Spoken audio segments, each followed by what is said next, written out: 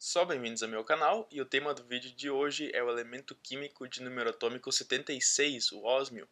Ele está localizado no sexto período da tabela periódica e no grupo 8, abaixo do rutênio. O ósmio foi descoberto em 1803 pelo químico britânico Smithson Tennant, que foi o mesmo cara que descobriu o irídio. Agora, como eu já falei no meu vídeo sobre o irídio, vários minerais da platina contêm também irídio e ósmio. E quando você dissolve a platina em aqua regia, ou seja, a mistura de ácido clorídrico e ácido nítrico, resta geralmente um resíduo preto, que na época as pessoas achavam que fosse grafite ou alguma impureza. Mas o Tennant queria saber exatamente o que era aquele resíduo preto. E para isso ele esquentou aquilo ali com carbonato de sódio até praticamente derreter, adicionou água e ácido clorídrico e repetiu o processo até aquilo ali ter entrado em solução. E a partir dessa solução ele começou a fazer vários experimentos. Como ele precipitou vários sais coloridos a partir dessa solução, ele chamou um dos elementos que ele descobriu de irídio, em homenagem a essa variedade de cores.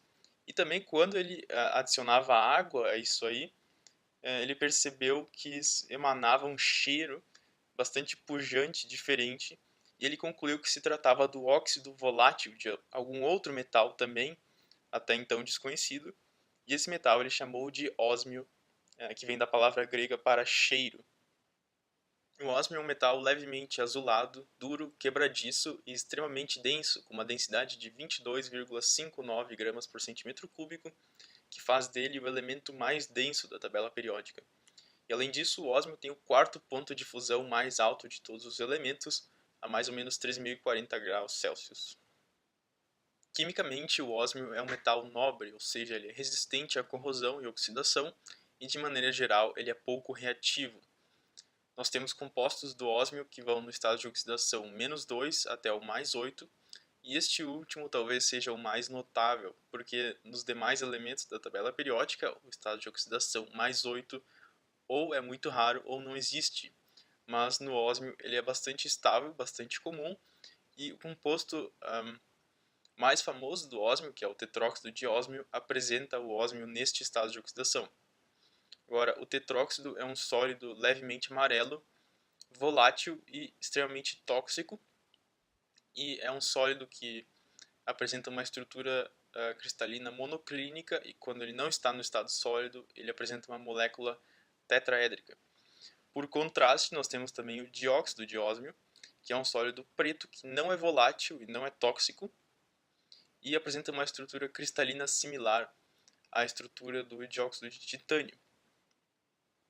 No estado de oxidação +7, nós temos, por exemplo, o oxifluoreto de ósmio, o SOF5, e no estado de oxidação +6 e +5, nós temos os fluoretos, então o hexafluoreto e o pentafluoreto de ósmio.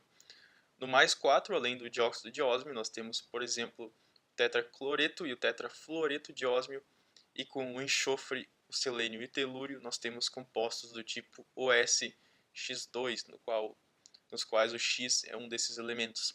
E também temos alguns complexos, como o SCl62-. De maneira geral, o ósmio gosta de fazer complexos, mas tem simplesmente um monte de complexos que não tem nenhum uso e que não tem nem mesmo interesse acadêmico. Voltando agora no estado de oxidação +3, nós temos também compostos com os halogênios, mas não com o flúor. Então nós temos com o cloro, com bromo e com iodo. E no estado de oxidação +2 e +1, nós temos entre os halogênios compostos somente com iodo, porque o átomo do iodo, que é maior, estabiliza este estado de oxidação. No estado de oxidação zero, nós temos também alguns complexos, como a dodecarbonila de triósmio, que é um cluster tetraédrico, e nos estados de oxidação negativos, -1 e -2, nós temos alguns compostos também que são complexos e geralmente são utilizados para a formação desses clusters que estão geralmente no estado de oxidação zero. De maneira geral, o ósmio gosta de fazer complexos, sejam eles inorgânicos ou orgânicos, e a química orgânica do ósmio é similar à química orgânica do rutênio, mas como os compostos orgânicos do ósmio são mais estáveis que os do rutênio, Isso aí diminui a possibilidade dos compostos orgânicos do ósmio serem utilizados como catalisadores. Por isso eles também são menos estudados. Mas o ósmio é muito importante na química orgânica, em especial o tetróxido de ósmio é utilizado na dihidroxilação assimétrica de Sharpless, que é uma reação bastante conhecida e bastante útil na química orgânica, em que você utiliza um alceno e o tetróxido de ósmio para produzir um diol vicinal na forma cis. E quando você usa um ligante quiral para coordenar, digamos assim, o tetróxido de ósmio, você obtém uma síntese assimétrica, ou seja, em vez de obter uma mistura racêmica dos enantiomers, não sei agora como é que se fala em português, em vez de você obter uma mistura racêmica, você obtém a sua pureza enantiomérica. E aí, depois que você tem esses compostos, você pode prosseguir com a sua síntese assimétrica, com a sua síntese enantioseletiva, e por isso que essa reação é tão útil, e por isso que o tetróxido de ósmio é praticamente indispensável hoje na química orgânica. Isótopos. 7 isótopos do ósmio ocorrem naturalmente.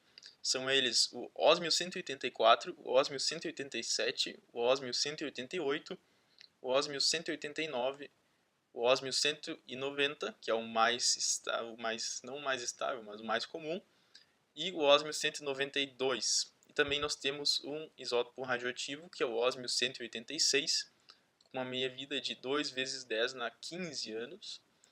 Ele é um emissor de partículas alfa e decai, portanto, para o tungstênio 182.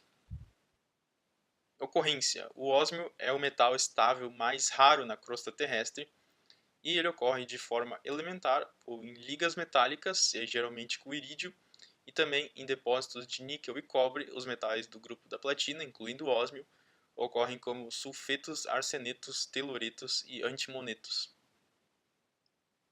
Por fim, as aplicações. Além da reação de Sharpless, que eu já falei, várias ligas do ósmio são bastante resistentes e conduzem bem a corrente elétrica. Por isso elas podem ser utilizadas em contatos elétricos. No passado, inclusive, os filamentos de lâmpadas incandescentes já foram feitos de ósmio, mas depois acabaram sendo substituídos por tungstênio, creio eu, porque o tungstênio é menos quebradiço e também muito, mas muito mais barato. E também o tetróxido de ósmio pode ser utilizado para fazer impressões digitais visíveis, porque da mesma forma que ele é utilizado na reação de Sharpless, reagindo com alcenos, ele também reage com as insaturações dos lipídios, e por isso ele, não sei por isso, mas ele deixa aquilo ali com uma cor diferente, por isso fica visível. E também na microscopia, seja em microscópios ópticos ou eletrônicos, o tetróxido de ósmio aumenta o contraste das imagens, pelo mesmo motivo que ele deixa as impressões digitais visíveis. Então, quando você está analisando um material biológico, o tetróxido de ósmio reage com aquilo ali, com os lipídios, e você obtém uma imagem com melhor contraste.